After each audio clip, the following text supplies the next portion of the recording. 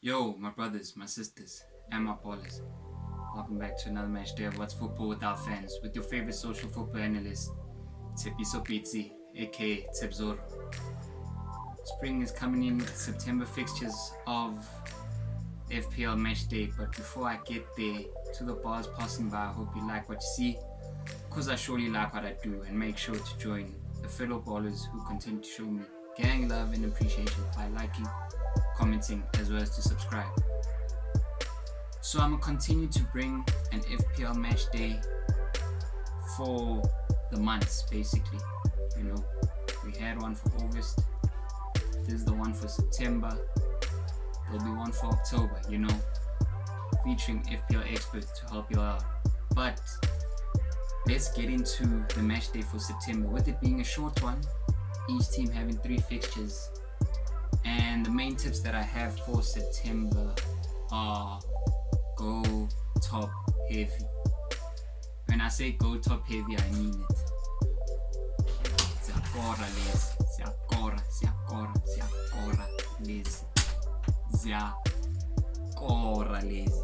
And with this season, it's painful because the attackers are expensive. De Bruyne's on form. You know, Mo Salah is the FPL asset you can't sell. Harry Kane is literally doing what the Hurricane does best, and we warned y'all that it's a myth that he doesn't score in August. Look at what he's done in August, you know. And then we can't forget, nor leave out, the Terminator himself, Erling Haaland. Started with a bang in the league already. Go top heavy. Obviously there's a certain strategy in August of having the premium defenders in your team, which should still be the case, although some people went for 4, which was a bit too much, you know, in having Alexander-Arnold, Robbo, Cancelo, and James, or maybe even Perisic for one of those names. You know, Liverpool has many injuries throughout the team, which is also imbalancing the defense as well, as Trent hasn't been able to get as high as he usually does, even though he still creates chances, you know, because he has a quality ball on him. But it hasn't been the usual Trent that we know. And with Liverpool's fixtures in September being Everton away, obviously Frank Lampard's going to get his troops, and for that one, go Goodison Park, followed by Wolves at home. Wolves provide a stern test in having a great defensive setup, and then the end of the month visiting Chelsea at Stamford Bridge. There's no point of having Robertson and Trent, you know, pick one. Obviously, you know, Trent is the guy many people usually favor, even though he's more expensive, but he's worth the price. So from that aspect, pick one, and in continuing with the defenders, sell one premium defender if you have 4. So if you have Cancelo, you could probably still keep him, since City's fixtures aren't the toughest, though they're tricky, with them having an away trip to Villa, followed by facing Spurs at home. And you know Spurs' record against City, it's that one team that City struggles to get over the line against, you know. So I'm expecting goals there. Don't look for a clean sheet in that game. I'm expecting goals from both teams, and points from the heavy hitters up top, the Kanes, the Kulusevskis, the De Bruynes, as well as Erling Haaland, you know. So definitely there with that strategy, just look into it and probably adapt it, you know. More so because there's teams like Brentford whose defense is basically all 4.5 million, or 4.5 if I may say, with Veltman at the back starting every game, Dunk starting every game, Sanchez starting every game, with them opening with 4 clean sheets from their first 4 games. Sorry, Brighton, by the way, not Brentford. And their September looks lovely. Oh, it looks lovely. There's a fixture in there against Palace at the end, which may be tricky since Palace know how to get goals, and with Patrick Vieira having more expansive football philosophy, But then they also have an away trip to Bournemouth, which is a team that is underestimated, and they're rightly so underestimated because they literally bop. Bournemouth really is bop. So I still see some clean sheets coming from Brighton in September, but just wait to see. Like, once that bubble bursts, they'll continue to concede. They've made great signings in Caicedo being a heavy man, dealing with the nonsense in the midfield to replace Bissouma, and Estupinian from Villarreal's a brilliant replacement for Cucurella at left wing back. Another team to look into is Brighton, having many big men in defense, solid defense, quite stubborn in defense as well. As much as they have a fixture against Arsenal at home at the end of September, they're one who you could bet on. Janelt is strong, Nogard is strong, Mee has a lot of Premier League experience, Hickey has been a good signing on the right, and there's a lot of trust in Henry on the left, with the most expensive player being Hickey only.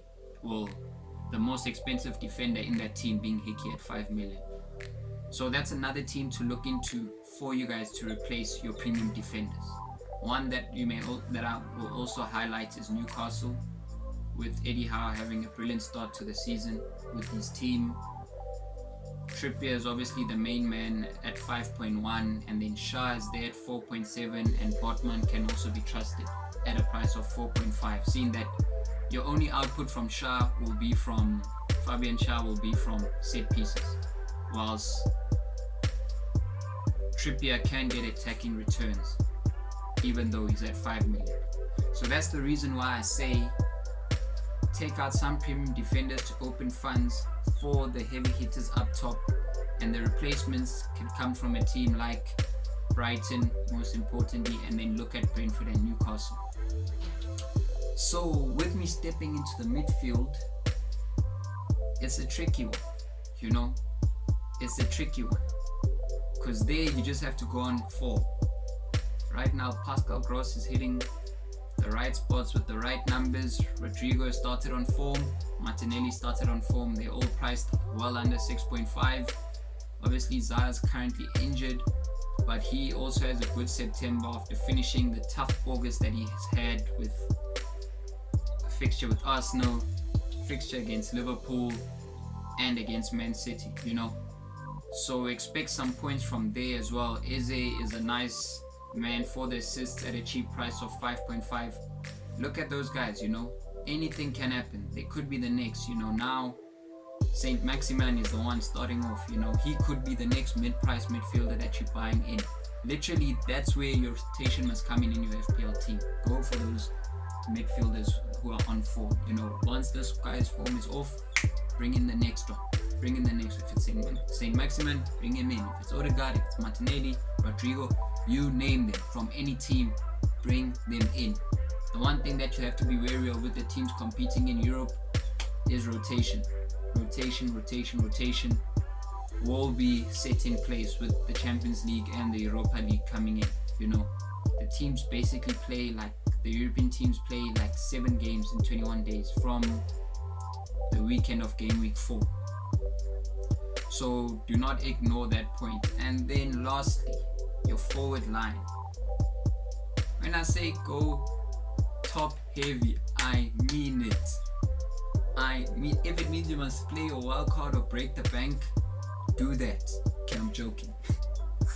Maybe not the wild card, but if it means break the bank for a -8, go for it. Honestly, these guys are scoring.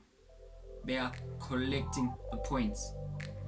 Have Salah, have who's a midfielder, have Haaland, have Kane all at once in your team. See who you're going to fit in as the third striker. Mitrovic, Jesus, Tony.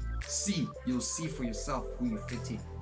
But one thing's for sure, have those men in your team.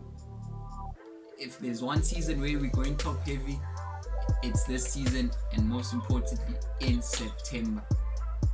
Many teams have loose fixtures, Arsenal doesn't have the toughest September. They have an away trip to Man United and an away trip at the end versus Brentford, whilst in the middle, they face Everton after a trip from Europe. They've fared well against Everton in the past, as well as beating them in pre-season, so I'd expect them to still continue collecting points. If you want to triple up on a team, triple up with players from Arsenal or Man City in this September. Jesus is still priced well at 8.2. Odegaard and Martinelli are on good form, with them both being under 6 at 6.5 maximum. And then Arsenal has a solid defense. Obviously, Zinchenko may be precautionary with his injury and there might be rotation, but one thing's for sure, Gabriel will continue to play, and it's most likely Zinchenko will continue to play as well. That way, you're able to open funds to go top heavy. I cannot emphasize the point more of going top heavy this season, more so in September, because there's just points all around the board. If one top man is blanking, there's a Luis Diaz at Liverpool. If Kane's not giving the goods, there's a Kulusevski. Kulusevski and Diaz are both priced at 8 million. And last but not least, I'll speak on my club Chelsea. With Sterling getting off the mark against Leicester, he could be a differential player to watch in September, with Chelsea having fixture list of West Ham at home, Fulham away, and then Liverpool at the end of the month of September, well, mid-month, but the last match of September. With them playing the high line, he is one, if it will definitely start and will try to break in behind Liverpool's high line. He could be someone who could literally set it off, and I mean it. Even though he's priced at 10 million, go top heavy. The only way to go top heavy here is by opening the funds at the back and just having a maximum of 2 premium midfielders, and then the other 3 must just be held at a budget between 4.5 and 7.5 max.